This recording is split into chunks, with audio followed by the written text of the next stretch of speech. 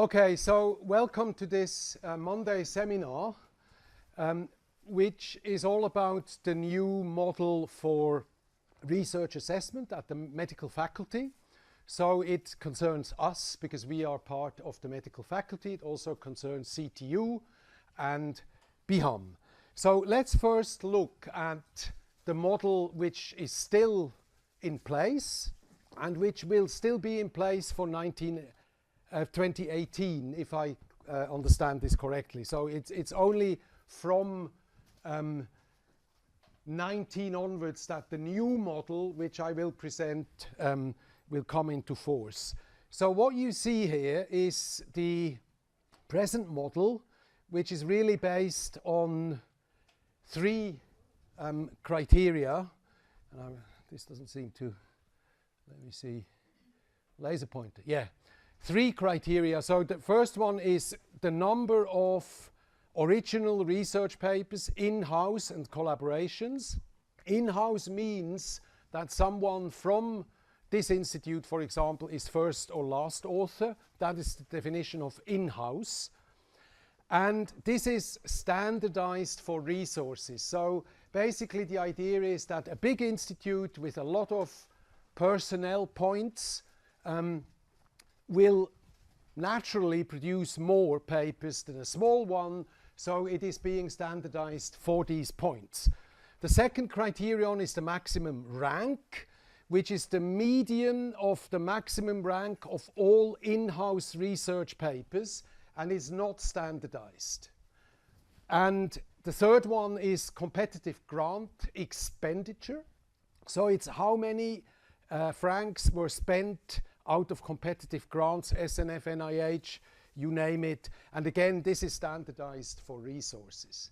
And of course, the incentive that is generated by each one of these three criteria is on the right. So write many papers, get them into journals with high impact factor, and acquire many competitive grants.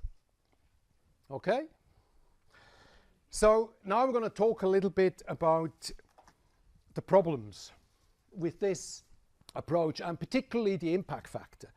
The impact factor is amazingly powerful, to the point that some journals actually use it to define their subscription fee. Okay?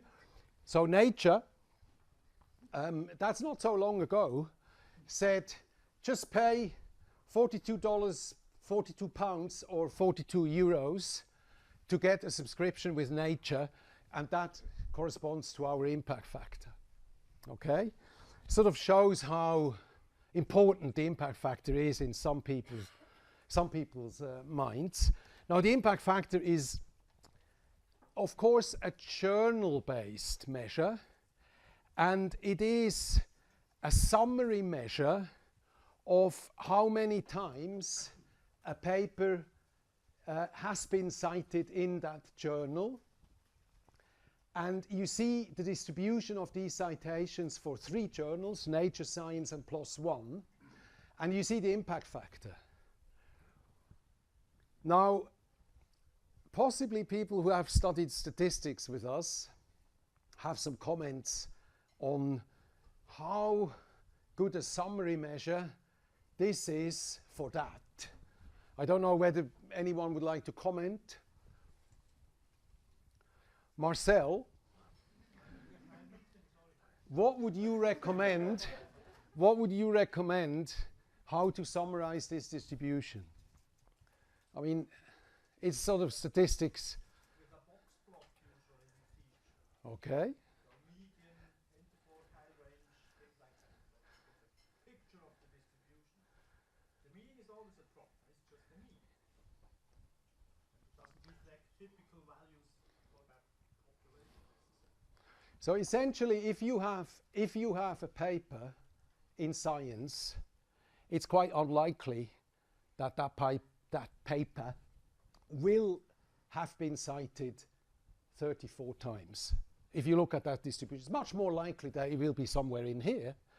So the impact factor, first of all, doesn't say anything about the citation of an individual paper, and it's also a bad measure as a summary measure at the journal level.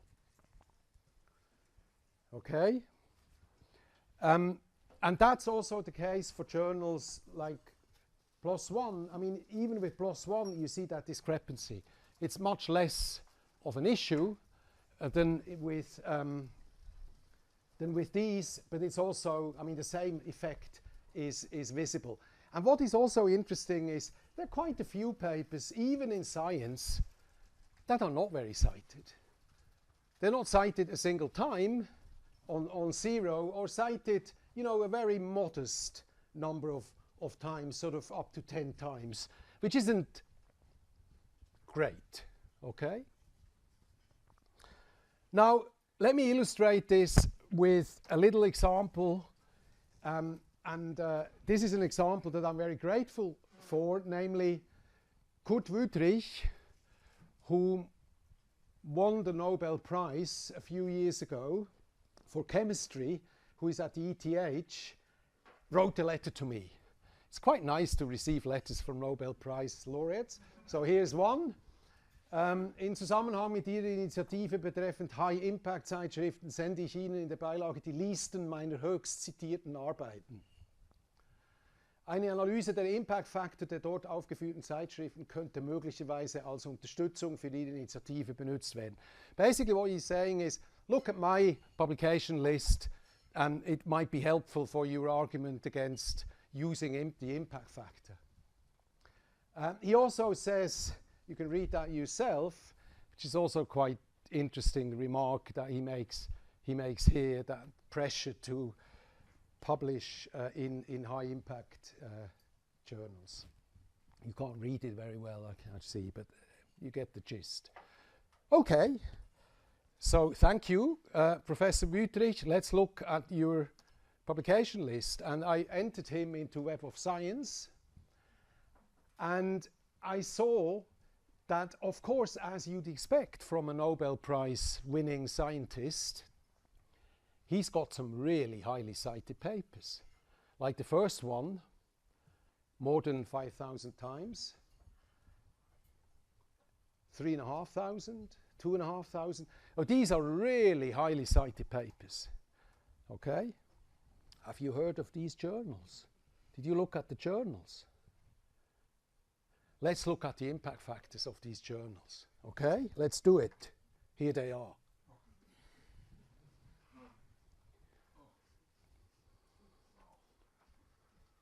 Okay? Message received. Okay? It's not the journal that necessarily determines whether an article, a piece of work will be influential and will ultimately get you a Nobel Prize. It's the content, not the package, okay? And this is a lovely example for that fact.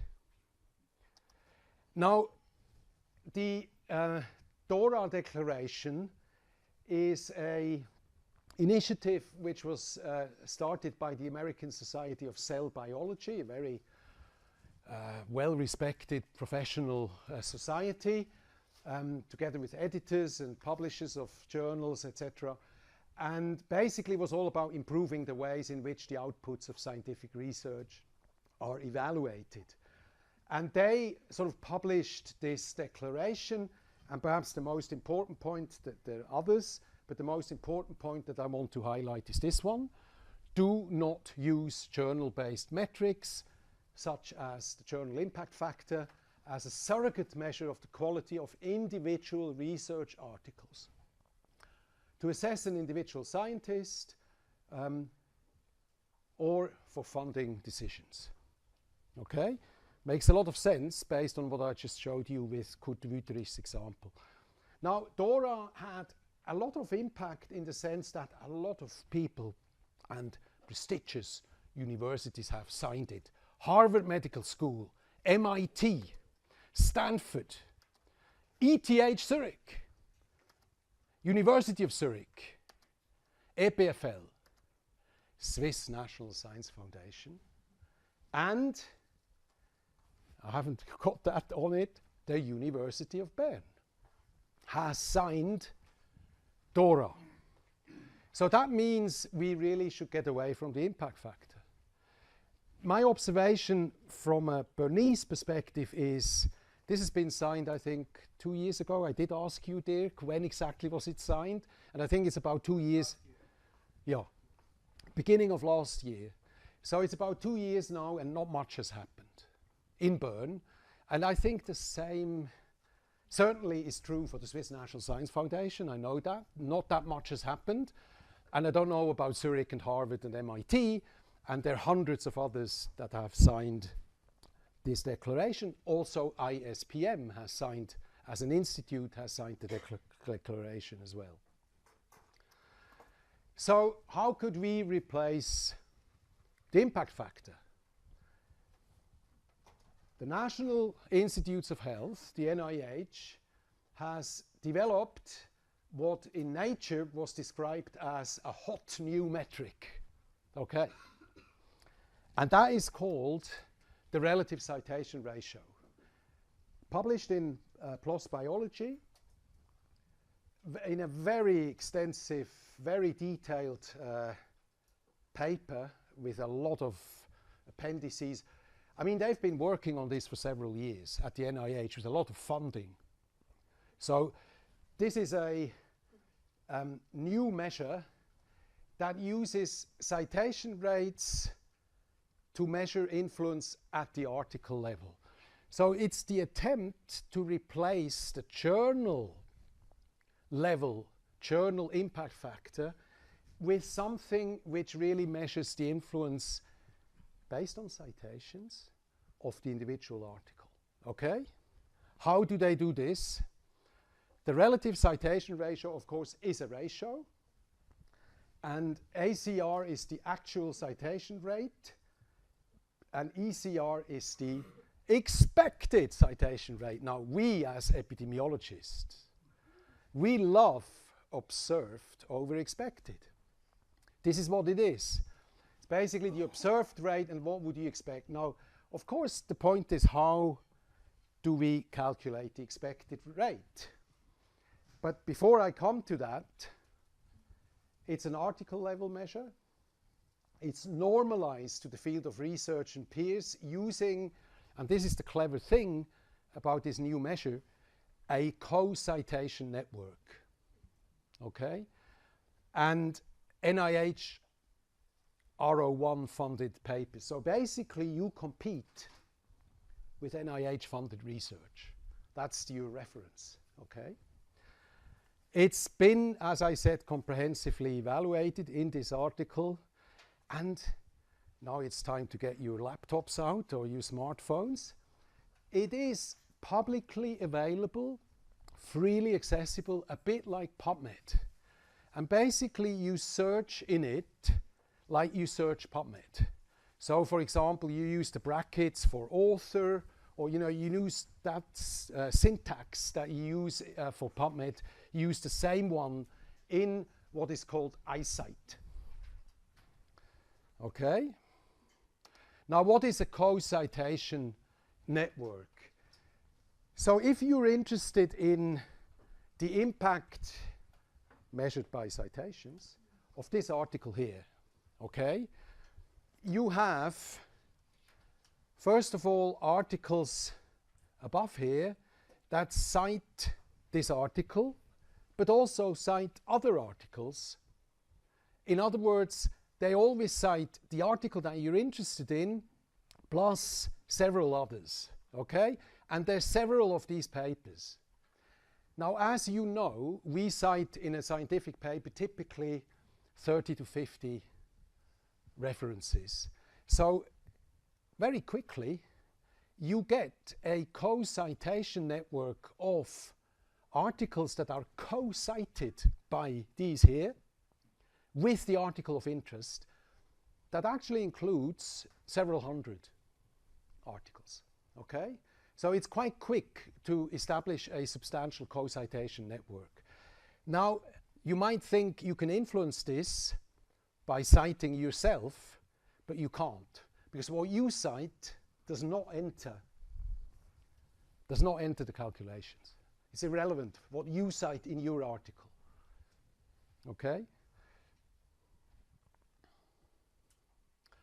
To give you an example. This is a review of conotoxins, which is an interesting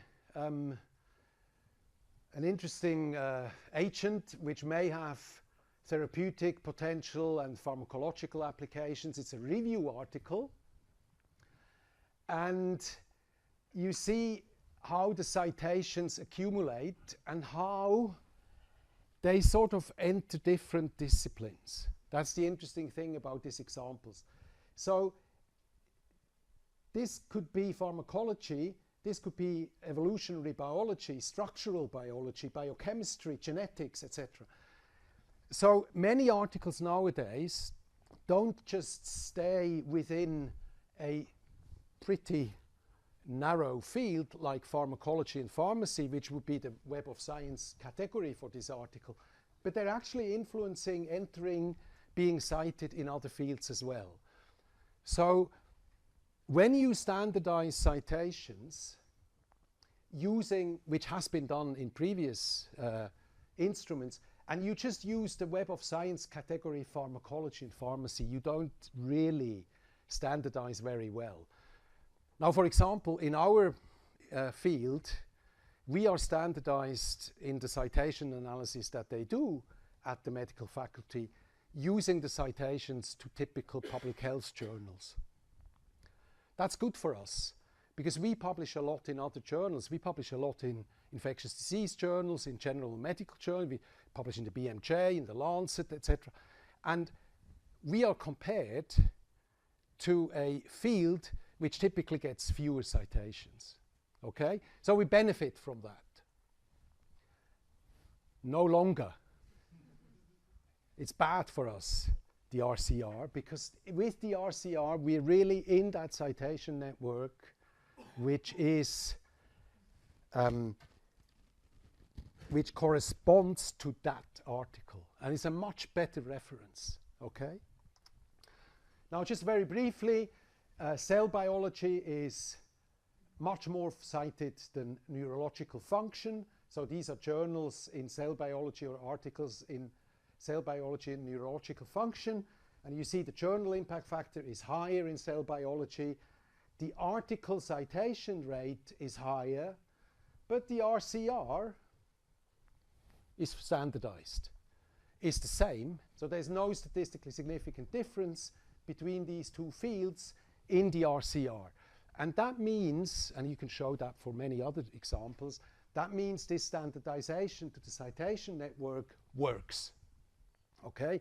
That's what we want to see, that the article RCR is no different between these two fields because it's standardized to that co-citation network. What you also see is that it does take time to accumulate sufficient citations in order to be able to calculate the RCR. It takes 2 years. Okay. So this is the website, iCite, as I said, free. You basically search PubMed in exactly the same way as you would on the PubMed site. You can also upload data, for example, a list of PubMed IDs. So you can, for example, put in all the PubMed IDs of the institute and see what your RCR is. The output looks like this. So I think I entered Robert Muller here. I don't know why I thought of Robert Muller, but it came to my mind. And so this is just a hypothetical example. You see the number of publications per year. You see the RCR distribution. So there's one paper which has an RCR of 244, which is massive. Okay? But the mean, which is what the medical faculty will use, as I'll show you in a minute, for this person is 2.53. And you also see in 2015, there was one or several papers that really had a lot of impact. So you see in that year something special happened, a very important paper or impactful paper in terms of citations was published in that year. You can exclude letters and commentaries, so you can basically restrict it to original articles. You can also include limits in terms of years. It doesn't go back all the way to the 60s, it only goes back to 95. But that's irrelevant for the purpose of research evaluation at the medical faculty. So before I get to the new model, let me just share a few interesting data which are taken from that paper in PLOS Biology with you. Now, journals with high journal impact factors, 28 or above, which includes the New England Journal, the Lancet, Science, Nature, Cell, you know, a good list, high impact. What is their average RCR? It's only 3. Okay? So the average paper published in these, some people call them luxury journals, I like that, but you know, in these really well-known influential journals, the average RCR is about 3, but these articles account for only about 10% of all papers with an RCR of 3.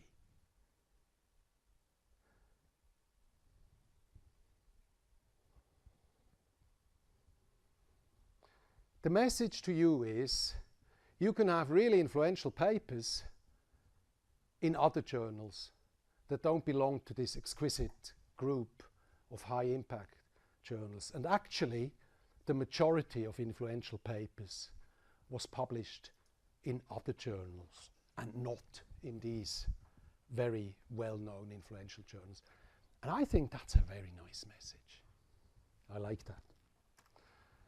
Now, of course, there are people who have been thinking about this much harder for many years, and people like Lutz Bormann from the Max Planck Institute, and people like Ludo Wolters from the Institute in Leiden, etc. They have been developing mean normalized citation scores, citation percentiles, SNCSs, different instruments that are potentially have advantages and disadvantages.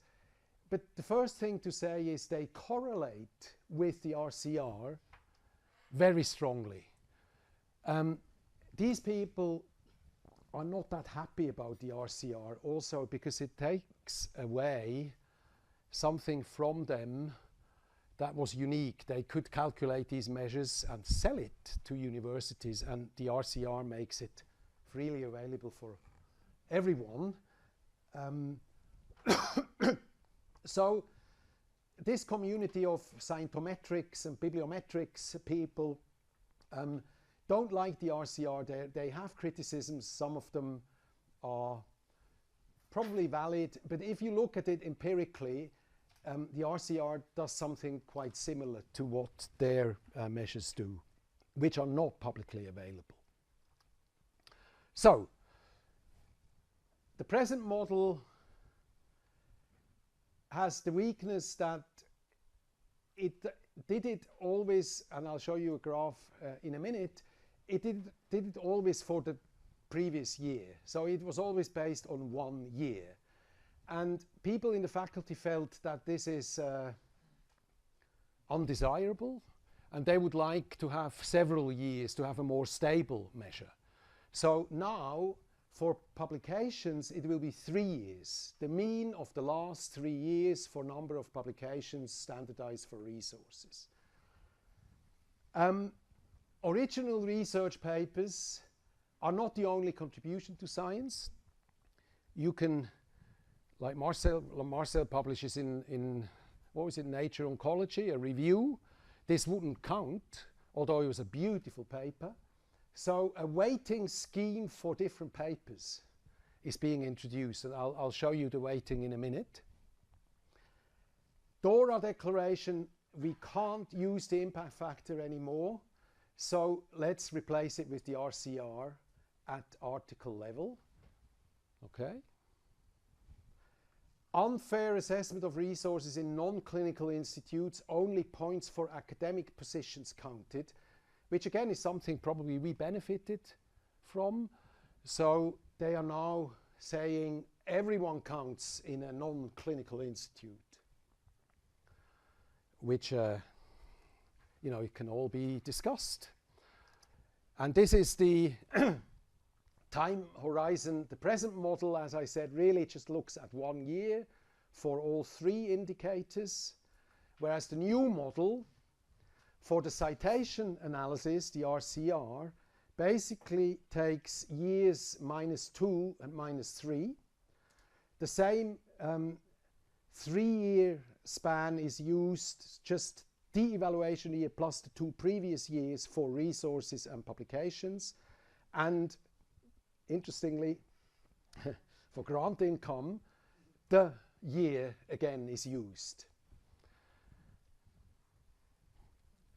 The thinking behind that was we really want to know what happened last year in terms of your grant income and grant expenditure. So it was discussed at length in several meetings, I can assure you, and I think it's a compromise, and it could be further improved, I'm sure, but it is probably an improvement over what we had before. So what about the incentives with the new model? So this hasn't really changed. Publish as much as possible, which, you know, I personally think is problematic. Better publish less and really good papers. But that is, in a way, accommodated by the RCR. It doesn't matter where you publish your paper, it just needs to have, you know, impact in terms of citations.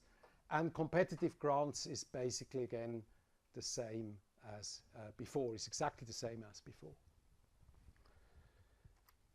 Matthias, Yeah. the RCR, is that from in-house papers or? Only in-house papers. Yeah, I think I had it on one slide. Yeah, it's only the in-house. It's like it was before for the rank, the maximum rank of the impact factor, but it's now the RCR. So it's in-house papers first and last author, original papers. Okay, yeah. Perhaps the distinction competitive, not competitive, is that clear? Is that just SNF and PLS, or? I don't know, but they have a list, they have a method for that, and obviously the SNF, the NIH, EU funding, everything is peer reviewed, and where you might get rejected. I think they're pretty generous in terms of classifying what is competitive. So we had this, we had this. Now I want to end by saying that although, as you saw, I'm a big fan of the RCR, but of course citation analysis also has its weaknesses. And the reason why people cite some papers and not others are very human, I would say. And these people here in this paper, they come up with a very depressing conclusion, namely, we are left with no objective method to evaluate scientific impact, productivity, or quality, whether it be citation counts, peer review, publication counts, or any combination of these. So the problem with that paper is it doesn't really come up with anything constructive. And it's very easy to criticize all these approaches. I agree with that. But at the end of the day, we need some approach to assessing research output and assessing contributions to science. But I also think that they're right, that there's no ideal measure, there's no totally valid measure for that matter. But I do think that the changes that we've implemented here in Bern at the medical faculty go in the right direction. And with that, I'll stop and see whether you have questions, comments, etc. And perhaps we could open the window a bit. Okay. Thank you.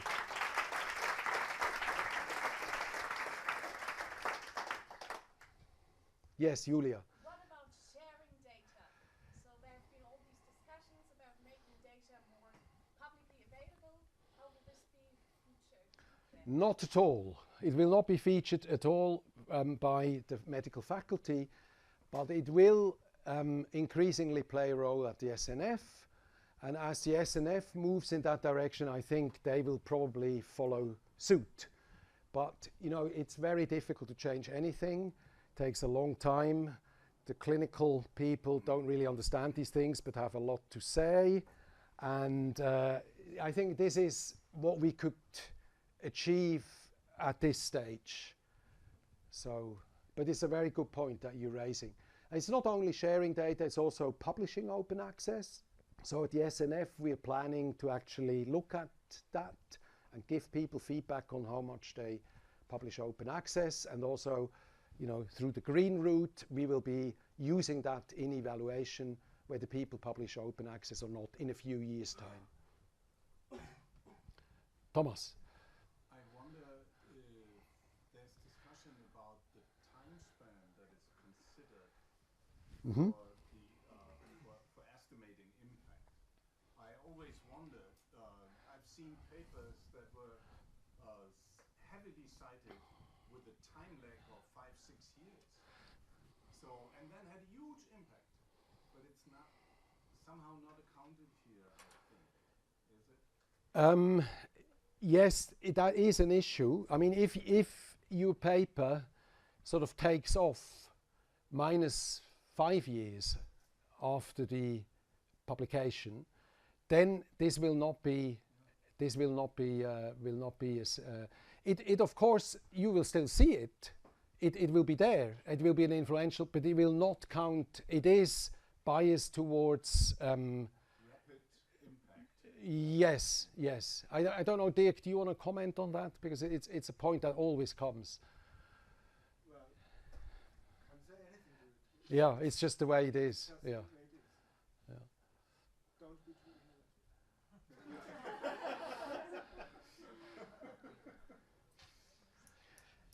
Well, it only matters for the evaluation. Yes, It yeah. doesn't matter. That's what for that's treatment. that's right. Yeah. We gain reputation. Yeah. Reto. Yeah, so thanks so much for this update, which is really helpful. Each time I hear about these things, I hear about Churchill. When he spoke about democracy, it's the worst of all systems with the exclusion of all others. So I think there will never be a good system. My question is, you mentioned something about the clinicians and about the different roles of the university. And one thing is to be cited by scientists, the other is being read. And by clinicians too.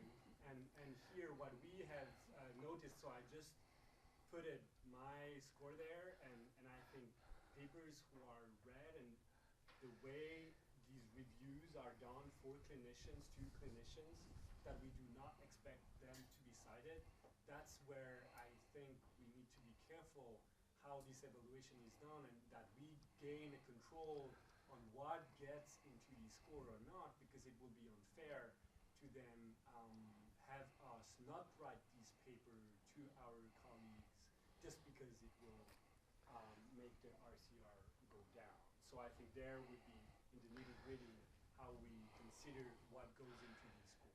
Yeah, I just realized that I took out one slide which showed the weighting, because I think the weighting goes some way towards what you're saying. Of course, contributions to science may include educational articles, review articles, and I think they now count 0.5. So they're weighted half of a original discovery paper and in-house, and the collaboration is weighted 0.75, and I think everything else is weighted 0.1. So it does go some way towards your concern that basically other publications also play a role, which they didn't before. So if you as a clinician, you write a good review article which has a lot of impact in the community, previously you didn't get anything for that. Now you get something. Okay, at the level of the number of publications, it counts. It didn't count before. And I think this was also one of the points that was made by clinicians. So I just tested it, and I went from 1.3 to 2 by excluding these. Okay, is that mean by excluding on the iSight's website? Yeah. Okay, so that means your original research is more impactful than your reviewing your reviews. Yeah, that's expected. Yeah. I don't expect it to be cited. Well, reviews are cited are often But you know. not in primary care. We're publishing here in Switzerland. Come on, this will never be cited. It's not for that. It's read by Okay, clinicians. so I think you are very happy that for the RCR these reviews are excluded, Yeah. because that's what they are. And that's what I was mentioning. Yeah, that yeah. We should be careful about, because before you can go on PubMed and just see that, and you have to be careful that. Actually, I think I was wrong about the. Let me see. Here it is. Here is the weighting. So I got it right. I got it exactly right. So original 1, collaboration 0.5, review 0.5, and everything else 0.1. That's just for counting up the That's just for counting up. For publications. the RCR, it's only the in-house publications. So there you're safe in it. Yeah. Okay. Any other questions? Yes, Veronica. How do you feel about going from something that was absolute measure of number of citations to going to the measure that's relative? Because the relative ratio of it is observed versus expected. And if you publish in the field that has expected level of impact very low, then having pretty much any impact will give you a huge relative impact. But it might not be so big in absolute terms.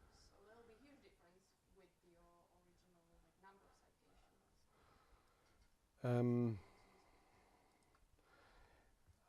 I'm not sure whether I got your question. I would like to make a demonstration of the, but I sort of don't seem to be able to do it. Oh yeah. So if you type in iSight NIH, you very quickly get to that website,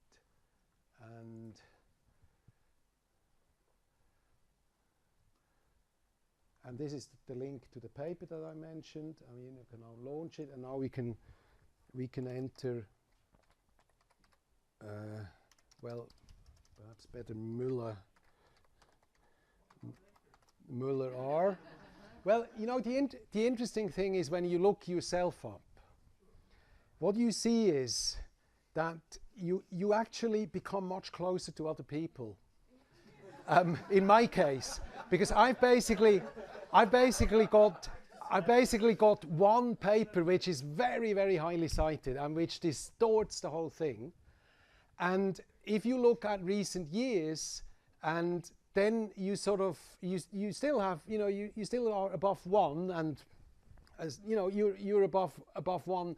But in a way, you see, for example, I made a comparison between me and Georgia, and I saw I wasn't that much better than Georgia, which I loved, because it shows, you know, it shows something that I think is important, and it's also the cumulative measure that when you're old like me, you know, that sort of puts you up there. But Muller R, we said.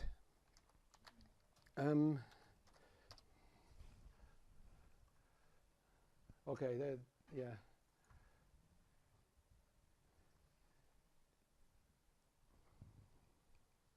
It's computing. Okay, now this is basically what I showed you before. Now what I wanted to show you is, including non-articles. We already saw the example from Reto. We don't need to do that. But what is interesting, it didn't work. Uh-huh. It doesn't know everything. That's what I was mentioning. It doesn't know all that. It doesn't know Revue Médicale Suisse sucks. Right? Okay. So you can of course go through your list and exclude them one by one, but there is a variable article. Okay. So when it's yes, then it is an article and probably a peer-reviewed original article, but not necessarily. Yeah, you're right. And you see that the recent articles don't get an RCR because they're too recent. This is a paper with a few authors. They all get the RCR for that paper. This is terrible. And they all wrote, contributed significantly. Yeah. I got a geneticist here. I'm gonna change this.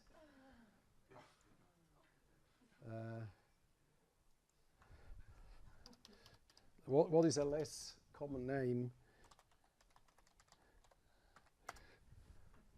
No, that was a bit.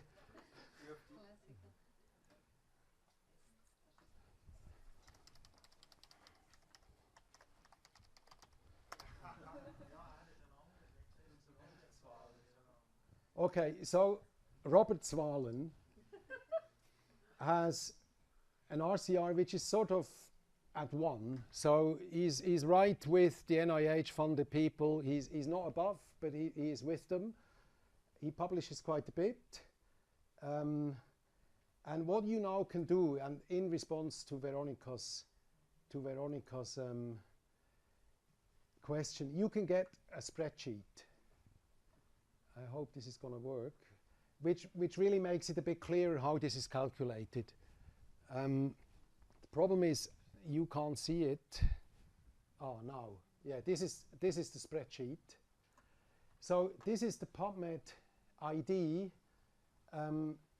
This is the citations per year, the total citations, and this is the expected citations based on that co-citation network. Okay.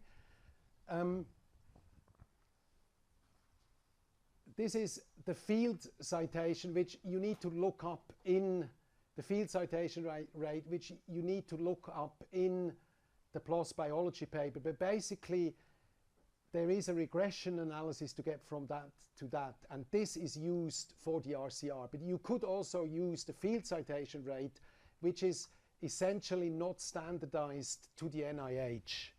Okay? I think that's the difference. And the relative citation rate is simply this divided by that, and that's in this case 1.93. And then the NIH percentile means with this paper you're at 73%.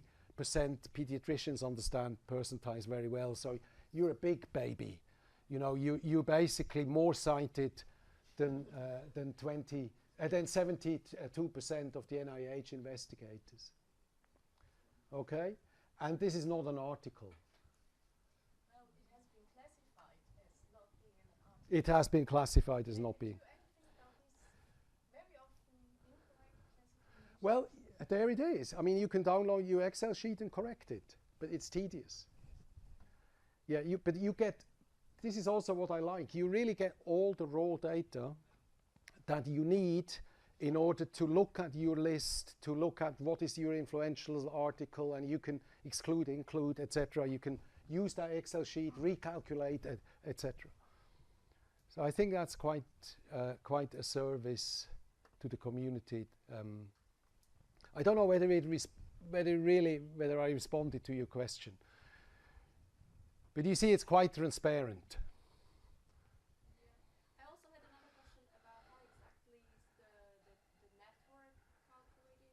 Is it only citations by the paper that cite my paper, or you have more details? They have to cite your paper plus, of course, many others. So it is papers that cite your paper, and then the co-citation network is defined by all these papers that are not your paper, but are also cited alongside your paper. Okay, so. And then you use the mean of the RCR. Yeah, good question. Because we had some discussions about that. Because of course, if you look at the distribution, you sort of get back to the issue that I showed at the very beginning with the impact factor. It's a skewed distribution.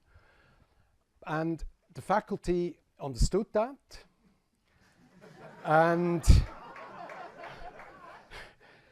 decided that they want the average, because they do want, let me get that Excel sheet closed. because they did want to give more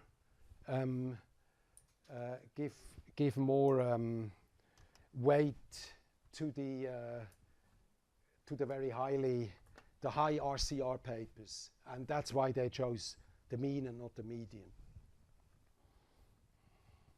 Another question. Mm-hmm. How do they do it in other faculties? Like, does the RCR, because this is clearly very NIH based, so how do you do it for physics? Do they use RCR or?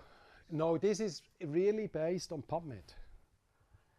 So it's suitable for medicine, life sciences to some extent.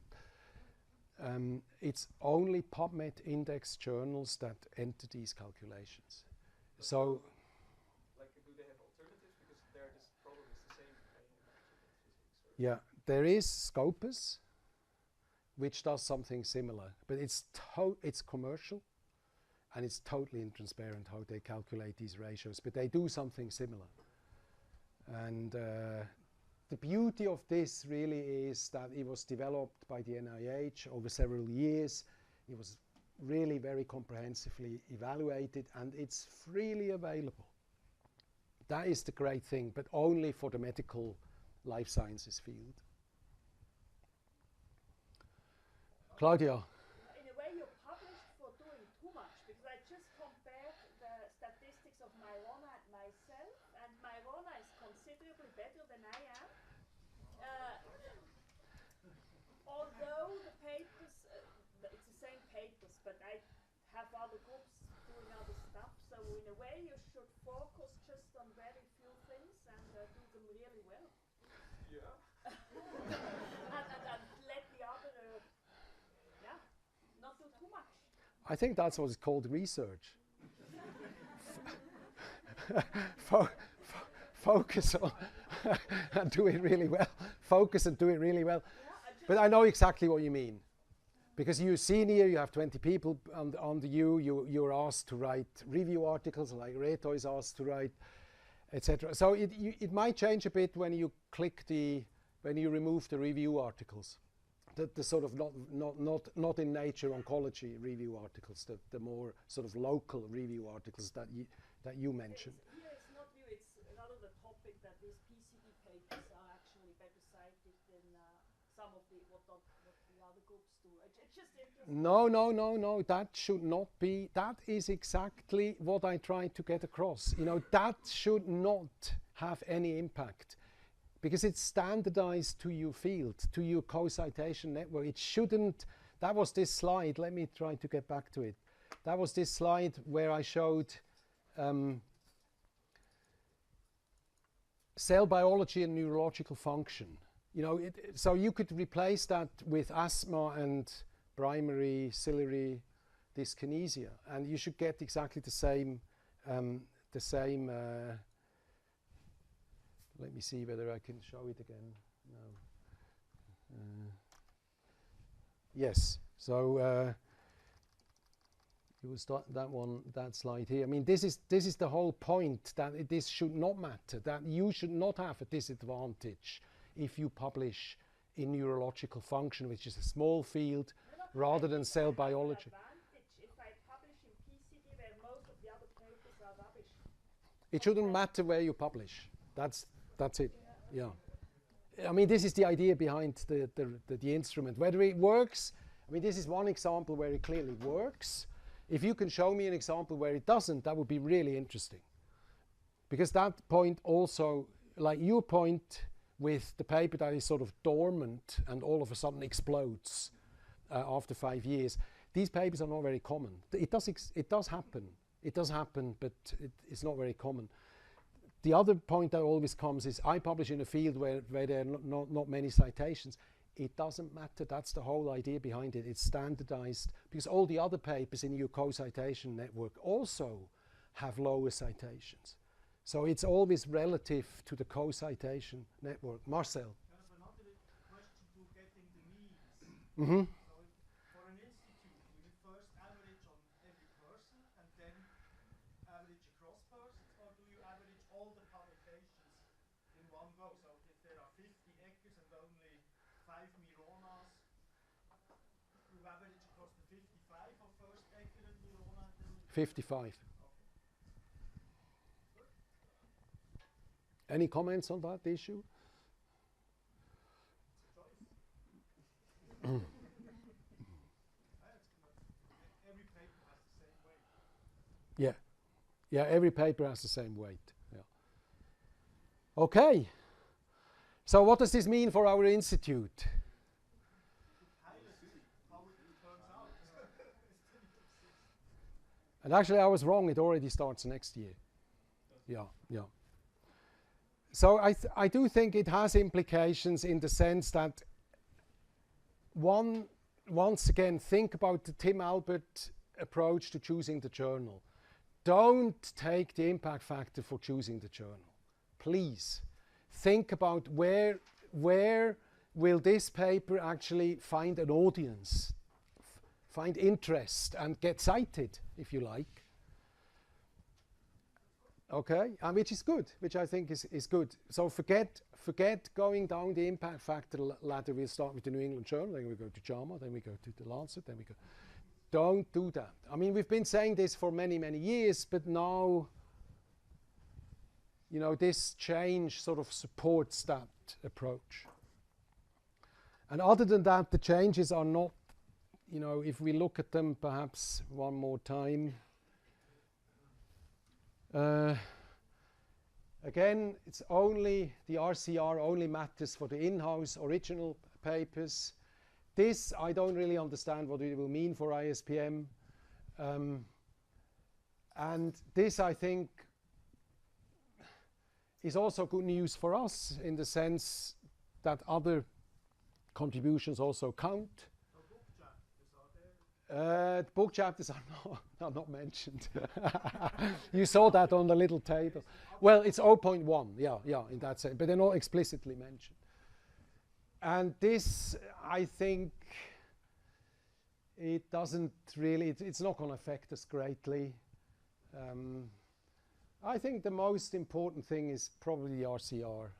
And I would encourage you to do your RCR. And when I did it for me, I sort of had this really amazing discovery that many papers that get cited, that I wrote or co-wrote, were not published in these top journals.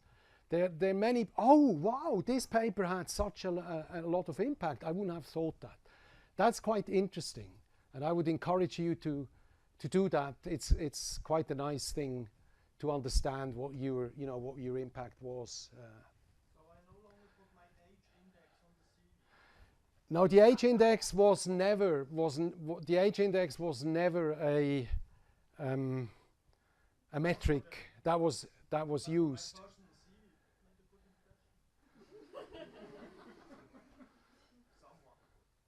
No, it doesn't say anything about what you put.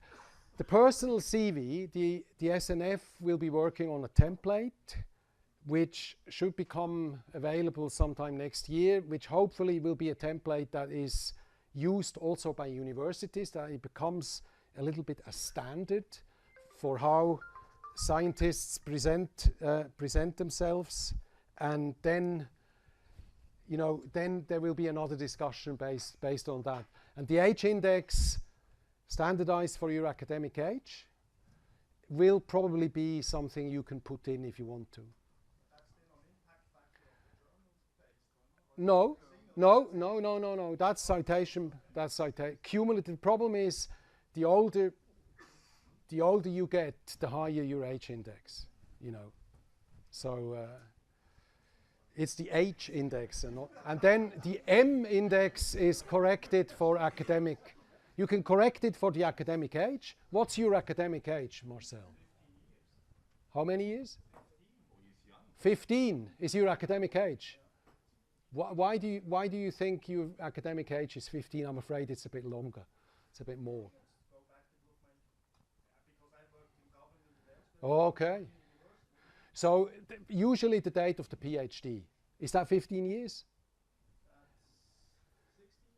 Okay, you see, I was right.